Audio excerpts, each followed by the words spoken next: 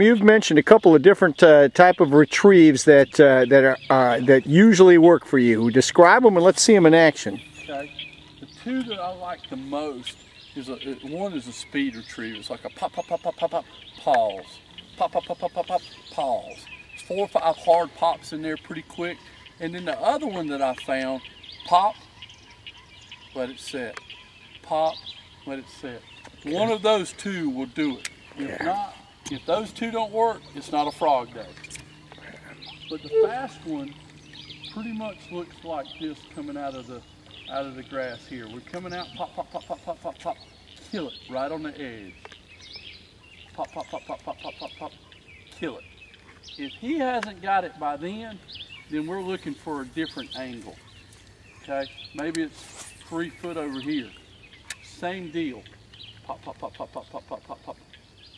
90% of your bite's going to come right there where that frog's sitting. And it's pop, pop, pop, pop, pop, pop, pop, pop. Kill it.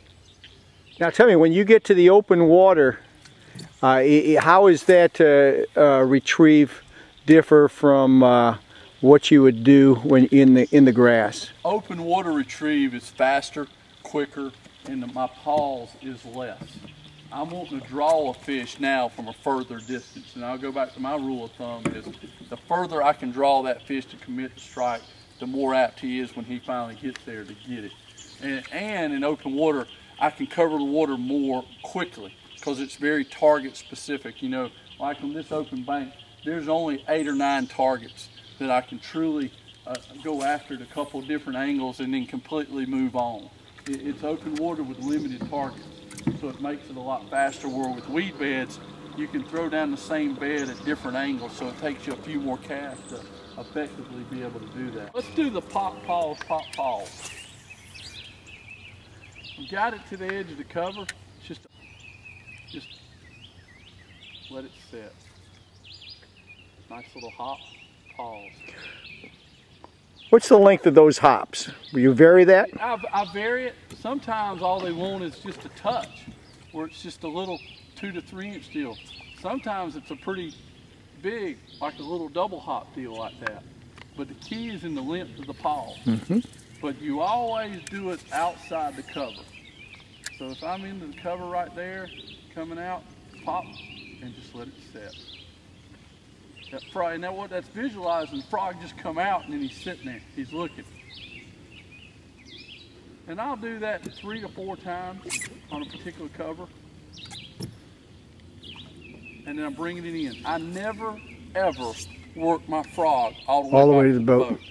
It's just, you know, I've done it enough to know that my strikes are going to come on that first 4 to 6 foot of the retrieve. But my #1 retrieve is the pop, pop, pop, pop, pop, pause.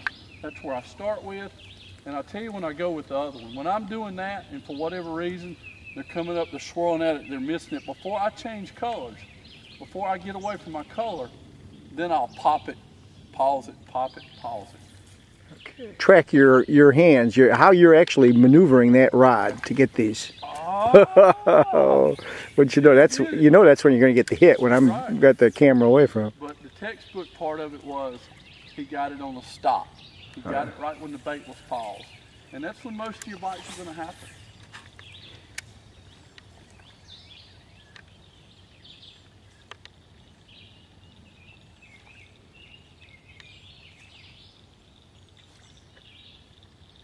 You got a bass interested in that frog. Yep. Are you going to keep teasing that fish? Are you going to come back if you think it's a fish worth pursuing? If it's a good fish that I just missed, when I miss it like that, I'll instantly throw back in there with the frog to see if I can get that fish to fire. And so often the time I have a follow-up lure. You know, I'll have an 8-inch lizard rigged up. I'll have a tube rigged up, or maybe even a sinking type worm deal rigged up. But I will have a follow. Anytime I'm frog fishing, I always have that follow up, that subsurface bait. But instantly that fish misses the bait, and I give him a chance. I give him a chance to hit the frog again, because if it's a little bit stained water, a lot of times they'll miss it and they're looking, and if you can get it right back to the location and they hear it splash down, then the second bite's the one that's dead on. Okay. We talk about line selections with frogs, and the thing is, if you're using anything other than braid, you'll never get this frog to be able to pop. There's too much stretch, fluorocarbon, mono, whatever you've got. You know, this braid is, I'm using the Vicious 50-pound braid on that, and it's got the no stretch. And I don't want any on my frog fishing because, again, 90% of my bites is coming on the paws, so I don't have any line contact with that thing, but I've got to make that frog be able to jump, spit, and respond. Okay.